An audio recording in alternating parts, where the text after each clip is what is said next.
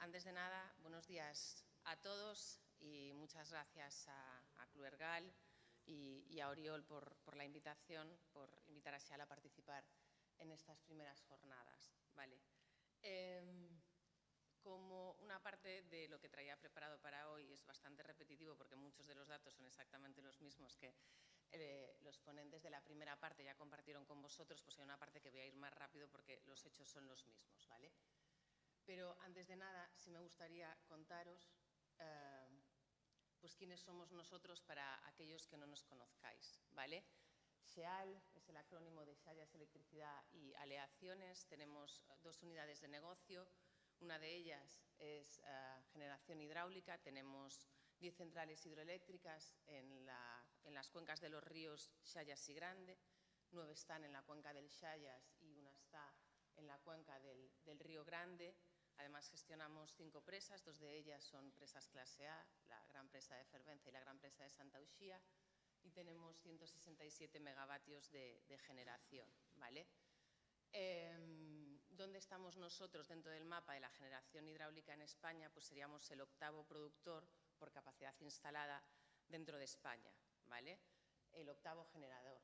Y además nuestros activos actualmente ya tienen capacidad de almacenamiento, con lo cual nosotros ya contribuimos con nuestra generación actual a la estabilidad del sistema participando en servicios de ajuste. Y por otro lado, la compañía tiene 2 plantas de producción de ferroaleaciones con una capacidad de producción de unas 189.000 toneladas. Tenemos diferentes productos que producimos. Una planta está en el municipio de Cee y fabricamos tanto ferrosilicio como aleaciones de manganeso, silicomanganeso y ferromanganeso.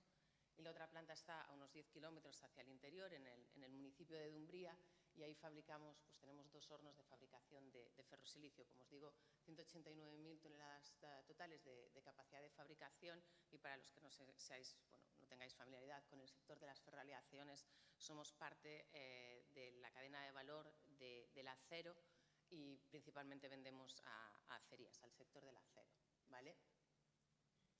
Y bueno, la compañía hace más o menos un año ha cambiado de accionista y en la actualidad pertenece a Energopro, que tampoco seréis muy familiares, pero un poco para contextualizar. Es un grupo checo que tiene también diferentes líneas de negocio, tiene generación, distribución y comercialización, así como otras líneas también tienen pues fabricación de turbinas electromecánicas, pero un poco para poner en contexto, a nuestro accionista pues tiene 3,9 teravatios de generación en 2023, el 98% verde, porque casi todos sus activos son hidráulicos, 49 centrales, 1.300 megavatios y tienen también una planta térmica. Y luego en la distribución y en la comercialización operan principalmente redes en Bulgaria y en Georgia, y al final bueno, pues, tienen, ahí veis los números, más de 2,5 millones de clientes. Están presentes en muchos países, además de Bulgaria y Georgia, tienen activos en la República Checa, en Turquía. Nosotros somos el activo en España y se están diversificando en América del Sur con un greenfield en Colombia, y acaban de hacer una compra en Brasil, con lo cual están creciendo y diversificando su portfolio. Y eso es quiénes somos para los que no nos conozcáis. Esta es la parte que os decía que está muy relacionada con las ponencias anteriores y es pues, los retos que presenta la descarbonización del sector de la energía respecto a la integración de las renovables, ¿vale? España ahora mismo es el 5º mercado por generación de electricidad dentro de la Unión Europea, somos un mercado grande, ya tenemos más de un 60% de capacidad instalada de generación renovable o de energía renovable, y tenemos una interconexión muy pequeñita, solo 7 gigavatios, con lo cual al final funcionamos como una isla prácticamente, porque no tenemos una gran capacidad de interconexión. Y si veis el MIS, pues ahí ya veis que la capacidad total de esos 125 gigavatios de capacidad instalada, ya más del 60% renovable, y en la generación el año pasado, estos son datos del 2023, ya se superó el 50% de generación renovable de fuentes de energía renovable. Como os podéis imaginar y como ya comentaron los ponentes anteriores, esto implica un gran reto de cómo integramos esas renovables con las redes actuales que tenemos. Ya habéis visto que ya las solares tienen tienen vertidos. Entonces, el gran reto está en qué hacemos con ese exceso de energía, cómo hacemos la integración de eso. Los objetivos del PNIEC también se comentaron un montón respecto a bombeo, que es en lo que yo me voy a centrar. Actualmente hay 6, el objetivo es ir a 10 y como veis ahí, bueno, pues, en el 2030, dependiendo de en qué PNIEC nos centremos, si en el que está presentado en el 2021 o en el borrador que está enviado, estamos hablando de hasta un 81% de generación renovable en el 2030. ¿Qué creemos nosotros? Pues nosotros creemos que el bombeo, el almacenamiento, pero en concreto las centrales hidroeléctricas de bombeo son la solución. ¿Por qué? Primero porque creemos que es una tecnología ya probada actualmente, en la actualidad, del 90% de la capacidad de almacenamiento que hay en el mundo, ese 90% ya lo provee en las centrales hidroeléctricas de bombeo, con lo cual es una tecnología probada, una tecnología que sabemos que funciona. Hay 200 gigavatios en total en todo el mundo y 44 en la Unión Europea, con lo cual creemos que el futuro de asegurar la integración de renovables, la garantía de suministro y la seguridad del sistema, que son los 3 principios básicos con los que tenemos que funcionar, pasa por tecnologías de almacenamiento y en gran medida por la tecnología de almacenamiento de las centrales reversibles de bombeo. Creemos que tiene muchísimas ventajas, las podéis ver ahí, son un buffer para la red, tienen una respuesta muy rápida, es una tecnología sostenible, lo cual creemos que también es importante en el reto de la descarbonización, tienen una alta eficiencia, una gran longevidad y al final lo que proporcionan es estabilidad, seguridad y sostenibilidad del sistema eléctrico, que es, como decíamos, el reto al que nos estamos enfrentando para ser capaces de integrar toda esa generación de energía renovable que está en los objetivos del PNIEC, ¿vale? Desde SEAL tenemos un proyecto en concreto, que es nuestra central hidroeléctrica de bombeo reversible, que llamamos Monte da Ruña, ¿vale?, que creemos que va a contribuir a eso. Es una central de almacenamiento de 400 megavatios de potencia, con 2.300 megavatios hora de almacenamiento.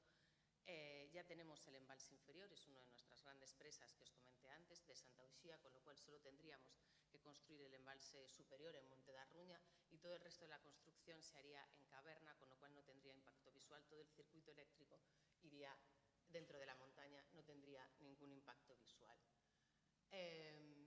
Cuando hablábamos antes, María de Naturgy comentaba un poco para que tengáis una referencia de superficie versus generación, es también una tecnología muy eficiente desde este punto de vista, porque nosotros con una ocupación de 12 hectáreas vamos a ser capaces de tener unos 400 megas de potencia instalada, con lo cual desde el punto de vista de superficie también es muy eficiente.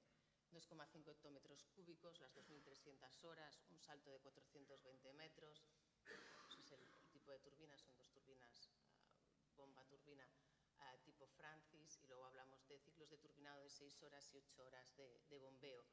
Y luego la otra ventaja que tienen estas tecnologías es que aportan una capacidad de producción firme versus otras tecnologías que no. La nuestra es una capacidad de producción firme, con lo cual tenemos una máxima producción posible de unos 1.400 gigavatios hora y un presupuesto estimado de en torno a los 385 millones de euros. ¿Qué otros beneficios vemos nosotros en este tipo de proyectos, más allá de los que todos comentamos, que creemos que son absolutamente necesarios para la integración de renovables? Bueno, pues el proyecto, en concreto el nuestro, va a contribuir a que ese plan estratégico de la Xunta de Galicia sea una realidad, va a duplicar la potencia actual de bombeo en Galicia, aportando todos esos beneficios adicionales. Y luego creemos que también tiene un gran impacto socioeconómico en el área. Estamos hablando de 400 millones, de fijar población rural, de creación de empleo, con lo cual, más allá de lo que es puro del sistema, de estabilidad de la red y demás, tiene un gran impacto socioeconómico en el área donde se impactan estos proyectos. Un poco para que veáis los números, estamos hablando de 270 millones de euros generados en la fase de construcción, más de 45 empleos en fase de operación, pero unos 1.300 o más de 1.300 en la fase de construcción. Mejora en más de 40 millones de euros al año la balanza comercial y también en más de 25 millones la recaudación fiscal, con lo cual, en términos del impacto socioeconómico que este tipo de proyectos aportan a los territorios donde se asientan, realmente es muy importante.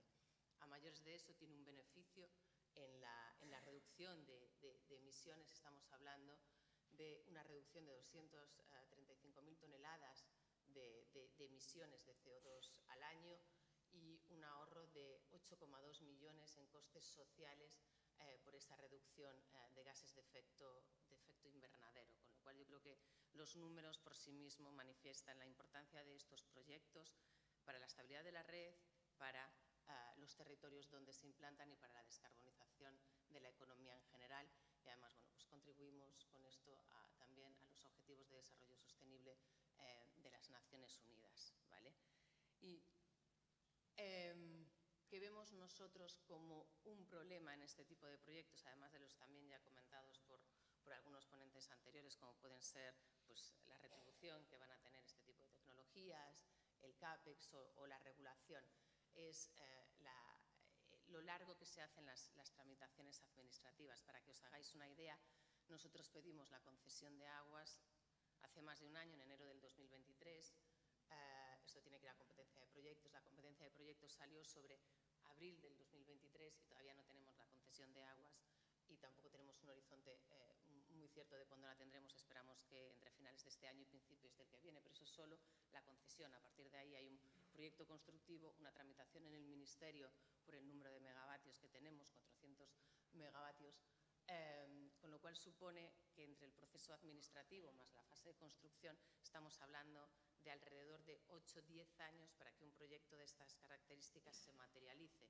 ¿Eso qué significa? Que si en los objetivos del PNIEC tenemos que el 81% de la capacidad instalada tiene que ser energías renovables en el 2030, estamos en el 2024 y proyectos que sí aportan esa estabilidad tardan entre 8 y 10 años en hacerse realidad, estamos hablando pues, de un no balance, de una inconsistencia entre cómo vamos a integrar esas renovables y la realidad de cuándo podemos hacer realista tener estos proyectos de almacenamiento construidos y funcionando para aportar la estabilidad que necesita el sistema. Con lo cual, nosotros consideramos que, además de todo lo que ya han comentado nuestros compañeros anteriores, los ponentes anteriores, la tramitación de los procesos administrativos ralentiza un montón que este tipo de proyectos puedan llegar a hacerse una realidad con los plazos que necesitamos para cumplir con los objetivos que nosotros mismos nos hemos establecido de cara a esa descarbonización